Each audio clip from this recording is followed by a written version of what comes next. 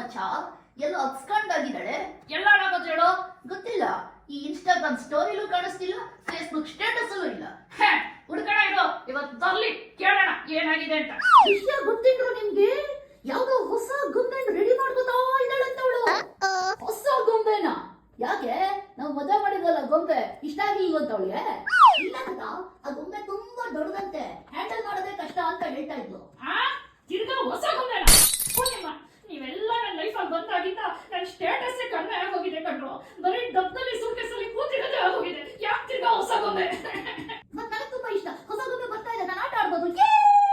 Guys ನಿಮ್ ಎಲ್ರಿಗೂ ಒಂದು ವಿಷಯ ಹೇಳ್ಬೇಕು, ಕಿವಿ ಕೊಟ್ಟು ಕೇಳಿ. I have a breaking news to share. ಅದು ಬ್ರೇಕಿಂಗ್ ನ್ಯೂಸ್ ಅಲ್ಲ, ಹಾರ್ಟ್ ಬ್ರೇಕಿಂಗ್ ನ್ಯೂಸ್. ಹೊಸ ಗೊಂಬೆ ತರ್ತಾ ಇದೆಯಂತೆ. What? You are not totally wrong Dinku. ಇಲ್ಲಿ ನೋಡು ಏನಿದೆ ಅಂತ. ನೀನ್ ಬಿಟ್ರೆ ಅದನ್ನು ಮಾತಾಡಿಸ್ತೀಯ ಗೊತ್ತು ನಂಗೆ. ರೀ, ನೀವು ತಾತ ಆಗ್ತಾ ಇದ್ದೀರಾ ರೀ? ನನ್ನ ತಾತ ಆಗಿ 50 ವರ್ಷ ಆಯ್ತು ಕಣೆ. ನಿಮ್ಮ ನೀವು ಗ್ರೇಟ್ ಗ್ರ್ಯಾಂಡ್ ಫಾದರ್ ಆಗ್ತಾ ಇದ್ದೀರಾ.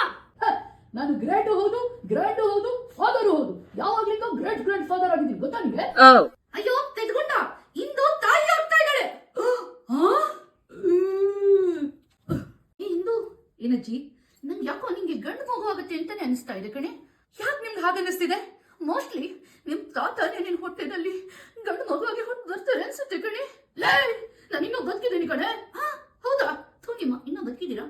ಹೋಗ್ಲಿ ಬಿಡಿ, ಹೆಣ್ಣಾಗ್ಲಿ ಗಂಡಾಗ್ಲಿ ಮನೆಗೊಂದು ಮಗು ಬರ್ತಾ ಇದೆಯಲ್ಲ, ಅದೇ ಖುಷಿ ನಮ್ಗೆ.